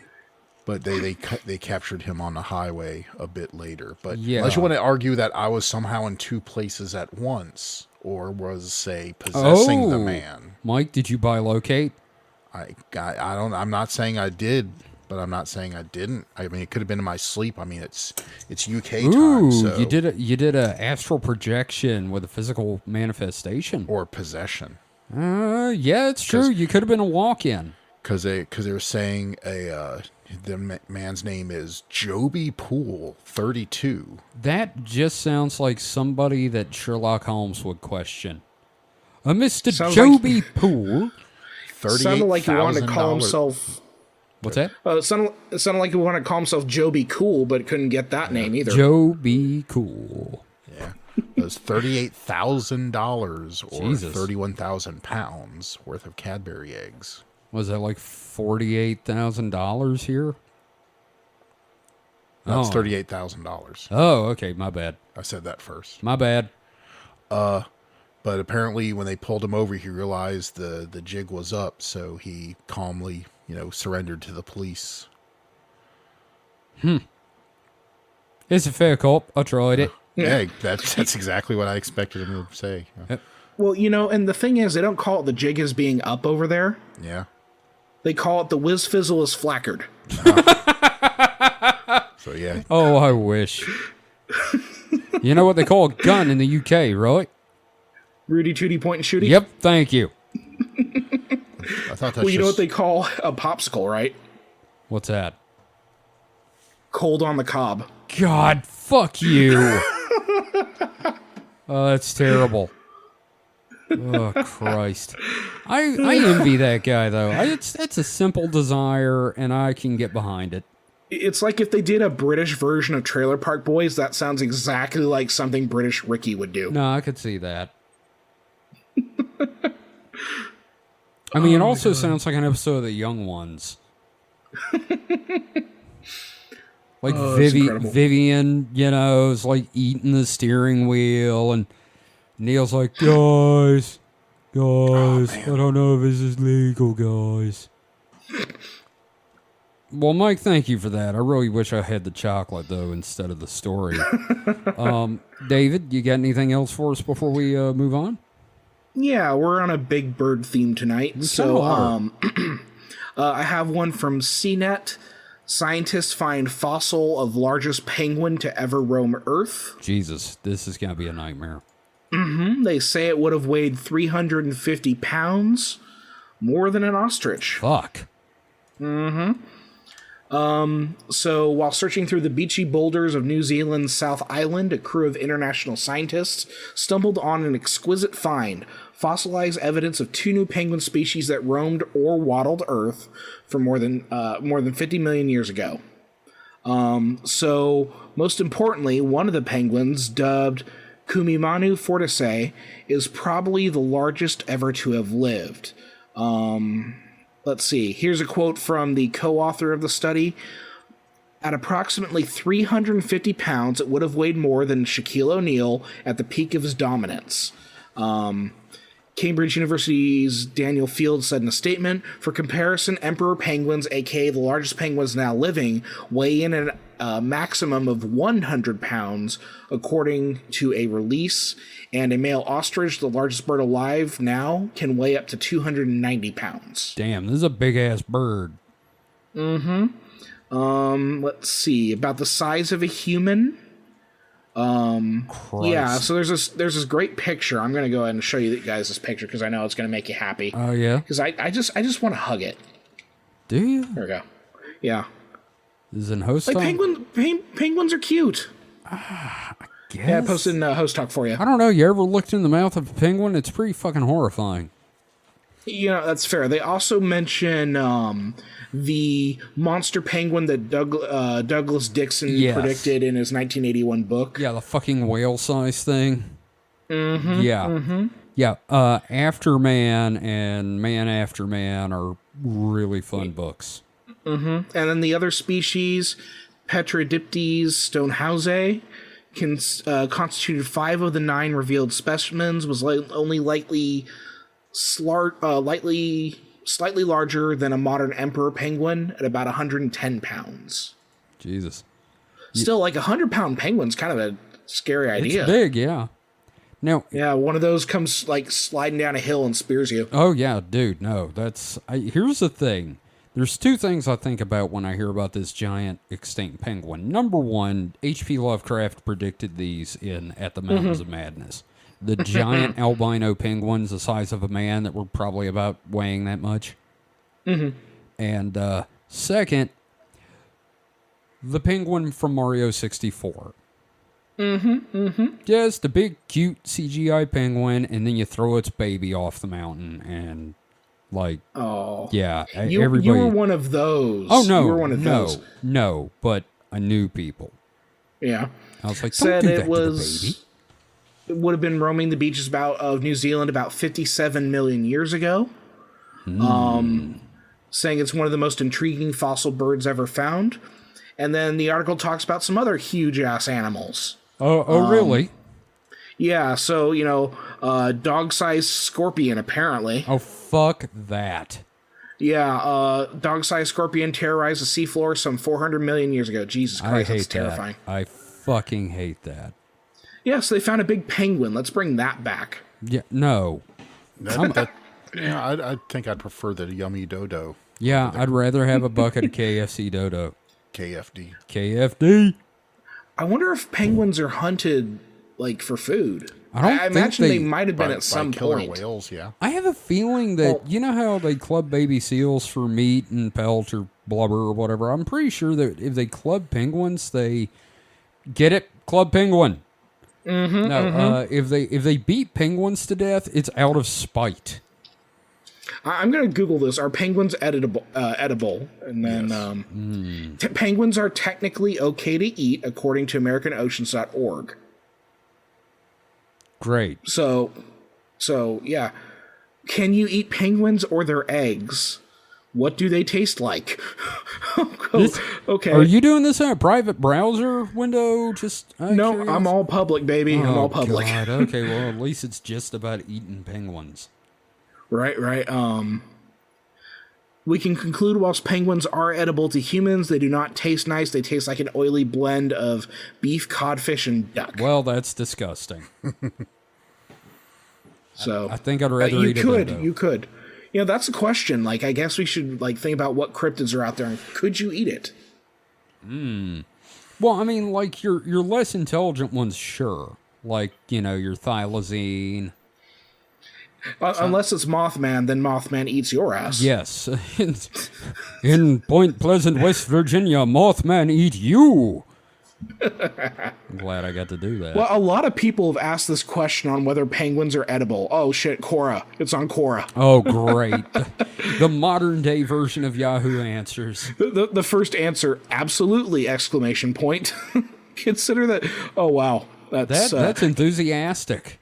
Oh no, yeah, it would make sense. A lot of mariners centuries ago would have probably gone after them. Well, in all fairness, mariners back then would have eaten anything. Like in the new last podcast, they're talking about the tragedy of the Essex, which was a Nantucket whaling ship. Yeah, you know what they were eating? They picked up like 40 Galapagos turtles. Jesus Christ. And just kept them on the ship because, they only eat like twice a year, and they just let them wander around the ship and like got hungry, fucking chop the head off and go to town on it. There are a lot of articles about the legalities of eating penguins. Apparently, during the 80s, at some point, penguin eggs were a delicacy. Oh, God. In Japan, right? It's always in Japan. Probably. I don't know, man. There's a lot. Jesus Christ. And there's like food blogs that I visited before that are doing articles about this. Oh, Christ. Jesus, this is amazing. Oh, my God. Well, this is, man, just everything tonight has made me lose faith in humanity. That's great. Come on, if there's something out there, we're gonna eat it. That's That's human true. nature. We're going to eat it or we're going to fuck it. Yep. We're possibly both. Hopefully, So, in this one order and not the other. what do you guys want to do? You want to do X or do you want to do questions? I think we've only got like a question. Okay. Well, I was like, do we have to choose? Yeah. Normally choose? Well, which one are we doing first? Yeah, let's do the question. Okay. All right. So, God the Emperor Ghost Forge. Do you think that the super whitewashy original human alien conspiracy stuff could be redeemed by just becoming fodder for fiction authors to mine and otherwise fading out of the actual conspiracy spaces? Not that it's currently doing that, but if it did. Because, like, this is sort of what's happening to the Hollow Earth stuff. Yeah, like Hollow Earth was a big part of the new Godzilla stuff, which I thought that was a fun little thing. Yeah, no, I did too. And, you know, it's part of like the second Iron Skies movie. Because they're lizard people Nazis living in the Hollow Earth riding dinosaurs. So are we talking about like in this question? We're talking about like the idea that like the Nordics or something. Well, you know, the original humans are, you know, brown people are from Earth, white people are from Mars. Oh, we're talking about the days of Enkidu. The what? The alien family you told us about. Enkidu. I thought you said Enkidu, yeah. Enkidu. Enkidu, Yes. yeah. Enkidu. Enkidu. Yeah. But Humperdew. Sorry, I love Preacher so goddamn much. But yeah, no, the whole white people did it because we're from space and better. And yeah, I don't know that there's a way to redeem that, and it has been used in fiction before, and it's always problematic. I still love the term you came up with, David, which was bookstore racism. Oh yeah. I don't know that this deserves to be redeemed. I don't know. Like the only franchise I can think of that kind of does it in a way that's not horribly racist and distasteful would be probably Stargate. Okay, yeah, that's also like there's still a lot of shit in Stargate. General. Yeah, I mean there's still a lot of shit in Stargate that's kind of like yeah, but I don't know. I don't. It's awkward. Like Fifth Element. Yeah, Fifth Element did it okay because they were like, just the Mondochiwa and they're just giant metal U's that wandered around. Well, and then you know with the Hollow Earth thing, there's two parts to it, and one part fell off, and that was like the civilization under the earth that had the magic that gave the magic. Shambhala. Yeah, like the whole Helena Blavatsky, whatever that thing that she was into. Yeah, like that's how the Hollow Earth stuff started, I think.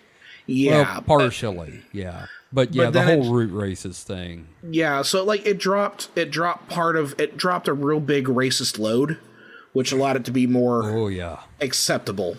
Yeah, and like even now, I mean, you think the Hollow Earth is fading out, but there are still people that think there are survivors from Mu living under Mount Shasta with their third eye and their mullet. You still have people who think the Earth is flat. Oh, God. And again, the hollow flat Earth. The stuffed crust theory. God, it really hurts my fucking brain to think about. I've been reading for pleasure this week, and I haven't had to read anything that hurts my brain like that, so it's been kind of nice, and now I'm sitting here going, fuck. Oh, we can't have you detoxing here, so you're going to have to get back into something crazy. Well, that's okay. I found a book called Dark Matter Beasts, saying that Bigfoot might be made of exotic matter, so we'll be going over that. So, well, thank you for the question, Ghost Forge. David, I think it's time for X to give it to us. Okay, so yeah, I don't have anything particularly great, but I think the discussion's going to be fun. Oh, good. So, this is a picture from Ocarina of Time. Oh, boy. And it's Dampé the Gravekeeper, and it's Link. I remember Dampé. And the question is, where are you on your journey toward enlightenment? Have you pierced the veil of illusion and ignorance? Have you experienced the Godhead? Do you hold your breath while walking past graveyards?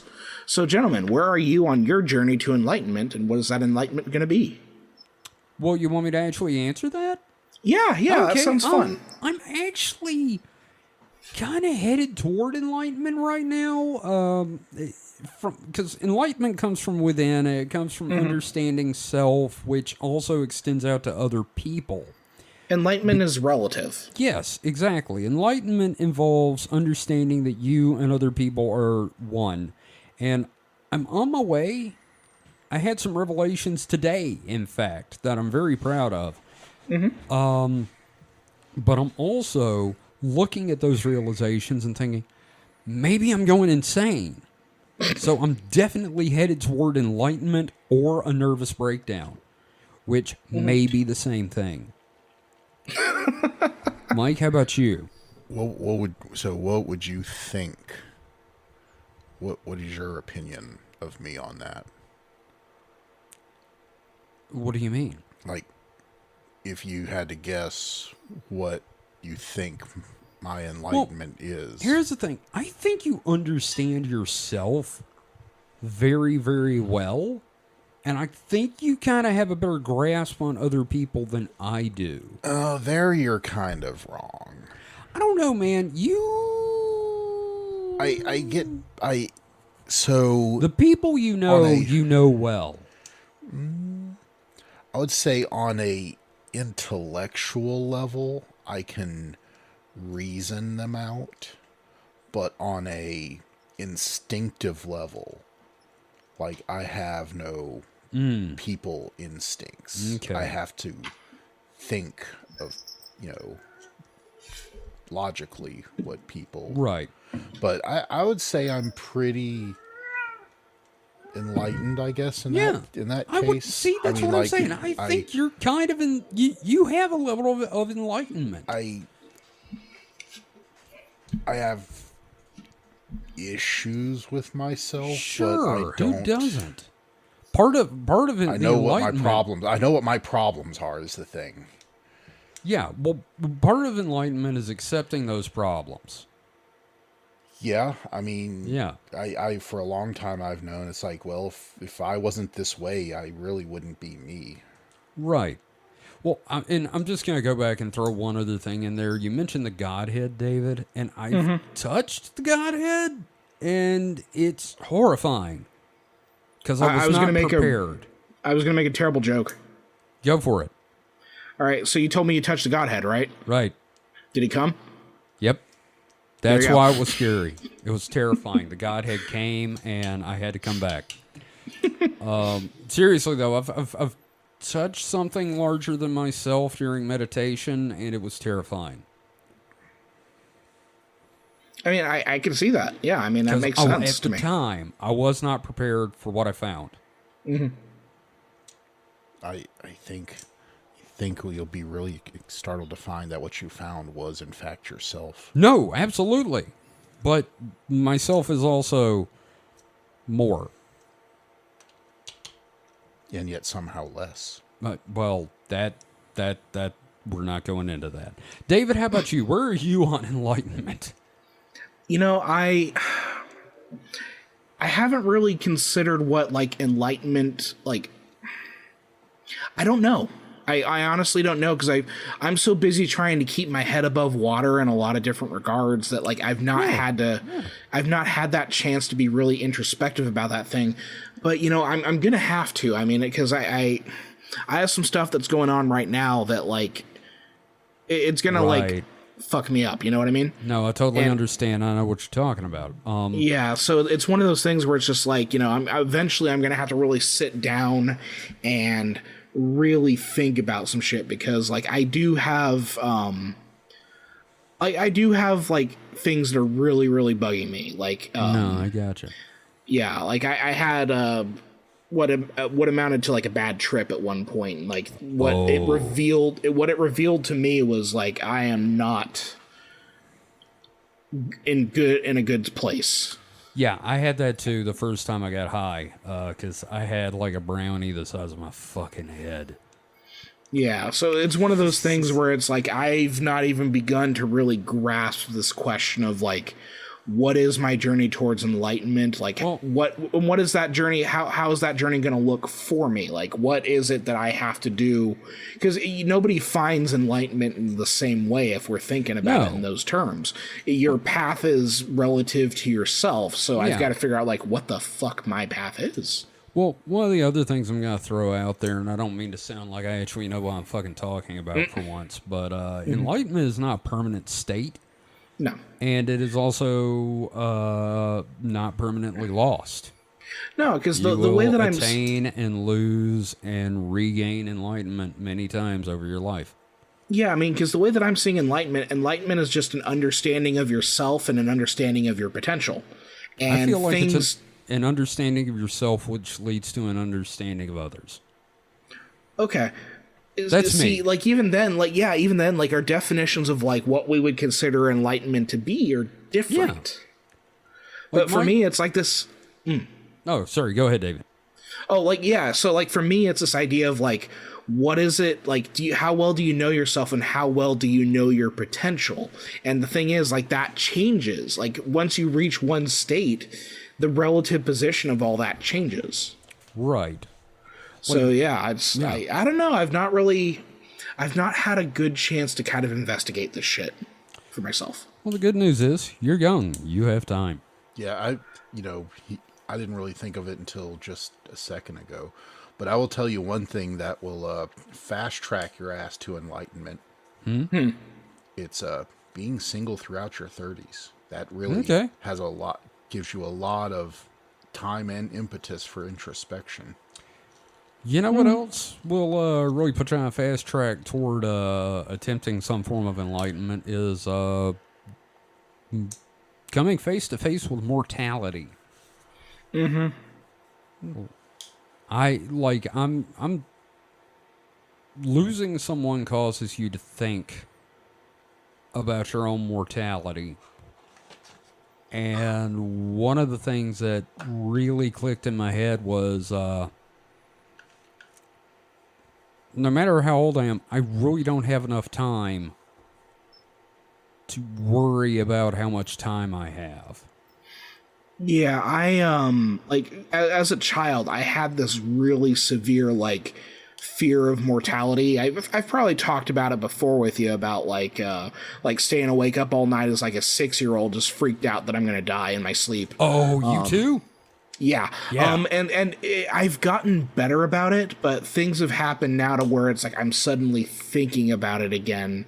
And it's one of those things where it's like I was able to kind of get used to it, get comfortable, and realize, nah, things are okay. To all of a sudden, it's like, oh shit, I'm going to die.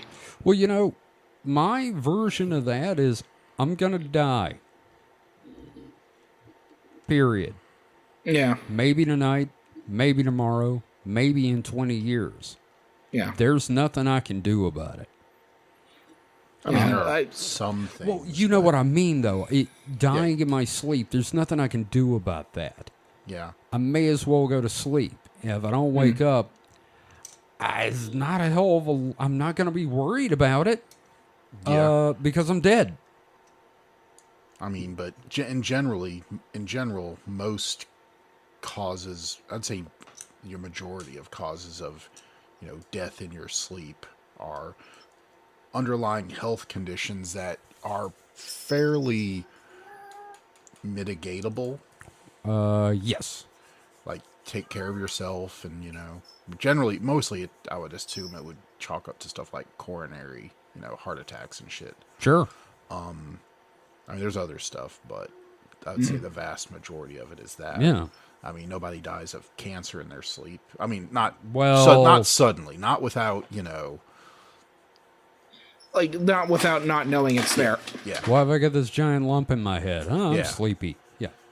Yeah. I mean, not to say they didn't die in their sleep, but yeah, No, not without, yeah. it doesn't come as a surprise. Like, it's like, I don't know, nothing was wrong with Bob and he just died in his sleep of cancer. He just caught instant cancer. Yeah, that doesn't I happen. mean, I guess there kind of could be, but you generally be showing more symptoms than just Right. you seem healthy and then you're dead. Yeah. What is interesting, Mike? And I'm just gonna ask this for clarification, and also it's like getting kind of late in my brain's fried. What do you consider enlightenment? I like I said, didn't really consider it until you asked me a second ago, so I was just going off your all's definitions. Okay, that's fair. So, what are some of the responses in X to Hey, this? there's literally just a handful of posts, and the only really good one is the answer is Christ. God damn it. Like, there is one other answer, and it's, quote, I've been trying to awaken my third eye. I've never tried it because it was painful. I also haven't done enough research to know if I should be supplementing. So, Okay. not a whole lot there, but I think the Okay. discussion we got from the overall idea is more fun. But I do like that, the answer is Christ. God damn it. No, that's one of the things is, I feel like, I don't know. It is subjective. I just feel like, yeah, you can read up about it, but like in the end, it's up to you. Mm-hmm. And Yeah, like, one of the things I realized here in the last few days is fear rules my life. Oh, that's, Dune, fear is the mind killer. Yeah, no, or like Dave Ross said in his stand-up, I fucking live in fear. So, yes. So, well, God, that's a very thought-provoking question this time. Damn. Thanks, 4chan. All right. Thanks, guys. So, God, thank you, everyone, for listening. This has been a fun one, and we'll be back next week with a regular episode. David's got a real fun topic for us coming up. All I'm going to say is load your buckshot. We're going hunting for something here in the Americas. So, thank you once again for listening. You can find all of our information at supernatpod.rocks. Get in touch with us on our Discord, discord.supernatpod.rocks, and our contact form at contact.supernatpod.rocks. You can find me on Mastodon at Coda010 at retro.pizza. And you can find the show at supernatpod at horrorhub.club. David, do you have anything you'd like to plug? Yeah, I'll go ahead and plug my Mastodon account, which is at HPKOMIC at horrorhub.club. And if you want to have fun on Mastodon, join Hash It Out, which is a hashtag game that's kind of like at midnight. You can find that Yes. A lot of fun. Yeah, no, I've been really enjoying it. So, yeah, it's at Hash It Out at retro.pizza. Yeah, we're kind of centered around a couple of instances there. Mike, anything you want to plug? A leaky dam with my finger. Mike, are you saying you want to put your finger in the dike? I was not going to go there. Okay. All right. Well, thank you for listening. That is an offensive term. That is. I'm sorry. I'm just messing with you, sorry. because it is the correct term for a type of dam. Yes. He As long as just you're not referring to a he just term. set you up, Kevin, and you just fell for it. Yes. I know, and I had to. You always go for the low-hanging fruit. So, thanks for listening once again. We will be back next week with more fun. So until then, everybody stay safe and stay frosty. Goodbye. Boop. Get me another piece of that KFD. I want that dodo so damn bad. It's gonna be delicious.